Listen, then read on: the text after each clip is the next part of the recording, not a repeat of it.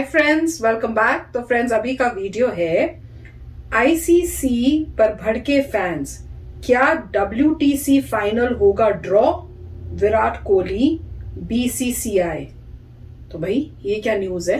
तो एक्साइटमेंट तो बहुत ही, पर ये तो कुछ गड़बड़ लग रही है। तो न्यूज देखते और पता करते हैं कि एग्जैक्टली क्या है।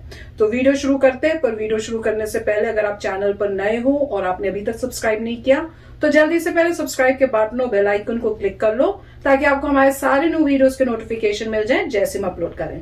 अगर आपको वीडियो पसंद आता है please like and share. And हमारा दूसरा चैनल, ट्विटर, इंस्टाग्राम अकाउंट, सबके डिटेल्स है डिस्क्रिप्शन बॉक्स में, उनको भी सब्सक्राइब और फॉलो कर लेना। चलिए शुरू करते हैं। भाई आपने पापोन का वो गाना सुना है? वो गाना कौन सा गाना बउआ? तू होगा जरा पागल तूने मुझको है चुना। हाँ सुना है। क्यों?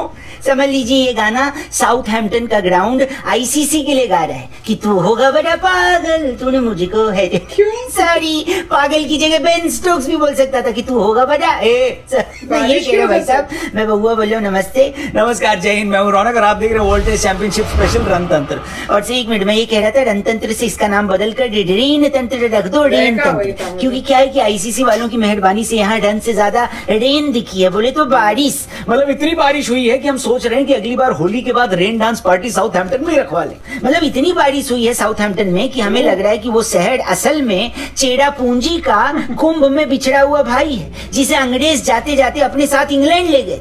मतलब यार अंग्रेजों कैसे हो बे, सोना चांदी हीरे जवाहरात सबके सब बोरी में भर के जहाजों में लाद के बिना एक्सपोर्ट ड्यूटी दिए हमारे यहाँ से ले गए, तो भैया वो सारा पैसा और खजाना के अंडे दे रहा है। चलो तुम्हें वापस नहीं करना कोई बात नहीं, कम से कम उस पैसे से अपने यहाँ इंडोर स्टेडियम बनवा लो, ताकि आगे से जब वहां कोई इंपॉर्टेंट मैच रखा जाए तो बारिश बीच में टांग ना अड़ाए। मतलब ऐसा लग रहा है कि ये टेस्ट इंडिया वर्सेस न्यूजीलैंड नहीं है, बल्कि हम और हमारे सब्र के बीच रखा गया है, जिसमें सब्र तो भाई कब्र में पहुंच चुका है। खैर वैसे तो सबको पता होगा, लेकिन फिर भी जो लोग अभी गुफा से निकले हैं और सीधे ये वीडियो देख रहे हैं और उनको नहीं पता कि दुनिया में क्या चल रहा है, तो उनको ये बता दें कि टेस्ट का चौथा दिन भी लगातार बारिश की भेंट चढ़ गया।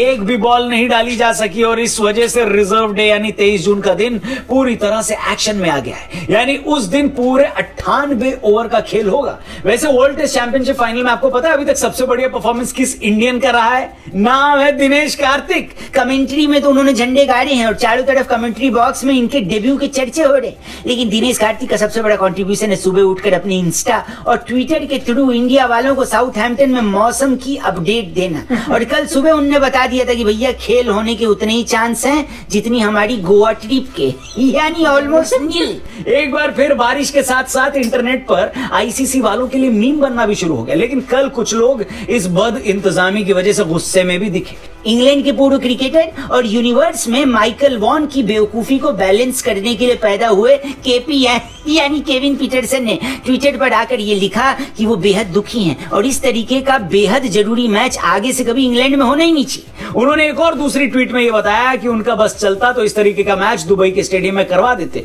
क्योंकि वो दोनों देशों के लिए न्यूट्रल वेन्यू था। उनका स्टेडियम सबसे झकास है, वहां के मौसम में बारिश का भी चांस कम है, चौकस ट्रेनिंग फैसिलिटी है और आईसीसी का हेडक्वार्टर दुबई में है वो अलग। लेकिन अब जो नुकसान होना था वो हो गया केपी भैया। 144 सालों में पहली बार खेली जा रही टेस्ट की चैंपियनशिप में अभी तक कुल मिलाकर 144 ओवर भी नहीं फेंके जा सके।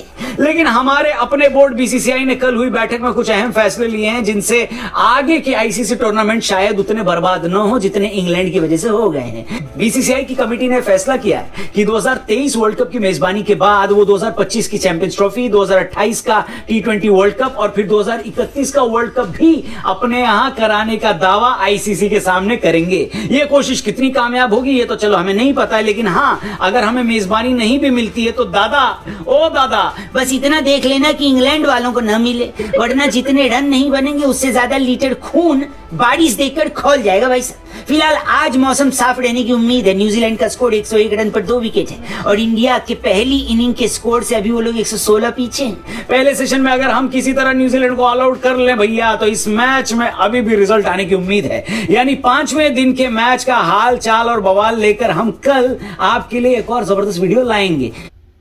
तो फ्रेंड्स, इस न्यूज का मुझे तो अंदाजा था कि जो है मैच जो है वो बार बार जो है कैंसिल हो रहा है, पोस्टपोन हो रहा है बारिश की वजह से। बहुत बारिश हो रही है और सब बहुत परेशान है। प्लेयर्स भी हैं जो वहां पे देखने जाना है जिन्होंने, वो भी बहुत परेशान है।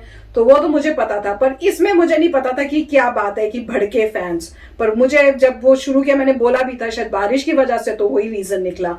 तो ये कह रहे थे ना कई लोग जो अपने घर की गुफाओं में बंद है और उन्हें पता नहीं है, और इस वीडियो के थ्रू उन्हें पता चलेगा तो क्या वजह है। तो भैया मैं इसका मतलब उस गुफा में नहीं हूँ, मैं गुफा के बाहर हूँ। ये गुफा में, और मैं पूरी बाहर ना होके आप कह सकते हो एक पैर बाहर है और एक पैर अंदर है। तो कुछ अवेयरनेस तो थी मुझे, पर काफी मतलब बुरी बात ही है कि ऐसा मौसम है, प्लान नहीं हुआ, फोरकास्ट को पहले उसको देखा नहीं, वेदर कंडीशंस कैसे होते हैं इस टाइम पे, और वहां पे अरेंज कर दिया और देखो बारिश ही बारिश हो रही है। तो पहला देखना चाहिए कि ओपन स्टेडियम है, वेदर अगर खराब हो जाए तो कैसे गेम खेली जाएगी। तो उस जगह पे करना चाहिए था, उस जैसे बोल रहे थे दुबई, वहां पे आपको प्लान कर लेना चाहिए था, या कहीं और जहां पे पता है कि बारिश होने की बहुत कम चांसेस होंगे। और कह भी रहे हैं कि दुबई का इज द बेस्ट, उनका हेडक्वार्टर भी वहीं पर है, तो क्यों नहीं किया गया। पर एक और अच्छी बात बताई कि अब कोशिश हो रही है कि इंडिया में ही मोस्टली सारे मैचेस जो हैं, जो कह रहे थे कि वो अब आगे से वहां पे हों, पर अब ये नहीं पता कि कितना सक्सेस मिलता है, पर एटलीस्ट कोशिश तो होगी। तो अब यही है, देखते हैं कि जब ये मैच होगा तो कैसा होता है। क्योंकि जैसे ये बता रहे थे कि इंडिया के तो 116 बोल रहे थे, और कह रहे थे कि न्यूजीलैंड के मेरे ख्याल से 102 विद 2 आउट, तो काफी पास नहीं है। मुझे तो समझ नहीं आया कि हमारे चांसेस, अब इंडिया के चांसेस कितने हैं, पर फिंगर क्रॉस्ड है। और यही है कि भैया इंडिया जो है जीत जाए। तो अब आप बताना भाई, आपको क्या लगता है? आप लोगों ने मैचेस जो हुआ था वो देखा था, आपको क्या लग रहा है कि कितना इंडिया का जीतने का चांस है और कितना न्यूजीलैंड का जीतने का चांस है? पर लग रहा है कि अब जो है मौसम जो है, कह रहे हैं कि अगले नेक्स्ट दिन ठीक होगा, तो होपफुली मैच होगा और कुछ पता चलेगा। क्योंकि इतना वेट कर करके तो सभी थक जा रहे होंगे। वही कह रहे हैं ना, खून जो है वो इतना लीटर खून जो है जल रहा होगा सबका। तो चलो देखते हैं अब आगे क्या होता है। राइट, अब इसमें यही है कि अगर किसी भी सिटी में इतनी बारिश आती है तो वहां पे नहीं रखना चाहिए था उस महीने में। ऐसा तो नहीं है कि हर साल उस महीने में बारिश ना आती हो, और इस साल समाव क्लाइमेट इतना चेंज हुआ है कि बारिश आ रही है। नहीं, उनको पता होगा। तो मोस्टली ये है कि जो भी पॉलिटिक्स इसके बिहाइंड है, नहीं नहीं यूके में ही करना है, नहीं नहीं सिटी में करना है, वो पॉलिटिक्स इसमें बीच में आ रही है। अगर कोई प्रैक्टिकल बंदा होता तो बोलता भाई साहब आपकी सूटेबल नहीं है सिटी, यहाँ पे रेन आती है इस महीने में, हम नहीं कर रहे, हम कहीं और जाके करेंगे। इससे अब आप जो कैंसलिंग, अगर ये तो अच्छी बात है रिजर्व डे में यूज करेंगे, मगर सारे ओवर्स रिजर्व डे में ही करेंगे तो टेंशन क्रिएट कर दी इन्होंने। मगर अगर ये अवॉइड कर सकते तो अच्छा होता। अब दूसरा पॉइंट ये है कि इससे स्पोर्ट की इकोनॉमी भी नीचे जाती है, पैसा जो बनना था वो नहीं बनेगा, ऊपर से जो फैंस देख रहे थे उनका जो है एंटरटेनमेंट नहीं होगा, तो जो भी लॉस है। फिर इन्होंने बात की थी इंडोर स्टेडियम की। मुझे पता नहीं है कि कितने इंडोर स्टेडियम्स हैं पूरे वर्ल्ड में जो अकोमोडेट कर सकें क्रिकेट को। राइट, मेरे ख्याल से जो गुजरात में बना था वो भी शायद आउटडोर था। तो इंडोर स्टेडियम बहुत महंगे पड़ते होंगे और मेरे को पता नहीं कितने बड़े अवेलेबल, बट अल्टीमेट तो इंडोर ही है अगर कोई मेंटेन कर पाए। इंडोर होना चाहिए, कोई पंगा ही नहीं, रेन हो पेन हो कोई फर्क नहीं पड़ता, आप सीधा जाइए और आराम से बैठ के मैच देखिए। अब डेफिनेटली यहाँ पे जो है मेरे ख्याल से उनको सोचना पड़ेगा। दुबई जो है उसका वहां पर भी कर सकते थे, मगर वही है कि अगर आप एक ही जगह में बार बार करते रहें तो भी प्रॉब्लम आएगी। मान लीजिए अगर सारे मैचेस वहीं हो रहे हैं तो प्रॉब्लम आएगी, भाई वहीं लोगों का पैसा बन रहा है, राइट, वहां पे इकोनॉमी बन रही है। क्यों इकोनॉमी? क्योंकि कितना सारी मतलब लोग शॉपिंग करते हैं, आते हैं, एडवर्टाइजिंग होती है, उस एरिया की इकोनॉमी बूस्ट होती है। तो हमेशा एक ही सिटी को तो नहीं दे सकते, इसीलिए उन्होंने यहाँ कहा था। मगर उनको देखना पड़ेगा कि अगर वेदर खराब है तो छोड़िए, कोई और सिटी देखिए। और प्रपोजल अच्छा है जो प्रपोजल दे रहे हैं कि 4 बार इंडिया में होस्ट करेंगे, तो मेरे ख्याल से इंडिया में होस्ट हो जाए तो बहुत अच्छा होगा, जिससे एटलीस्ट हमारी इकोनॉमी ऊपर उठेगी। और हमारे मेरे ख्याल से जो स्पेक्टेटर्स हैं जो देखने जाते हैं वो भी मैक्सिमम इंडिया से। अगर कोरोना वायरस का सिचुएशन ना हो तो अभी कोरोना वायरस के मेरे ख्याल से इतना फर्क नहीं पड़ेगा, मगर फिर भी इकोनॉमी बूस्ट होती है उस एरिया की। तो और मेरे ख्याल से अल्टीमेट है इंडोर।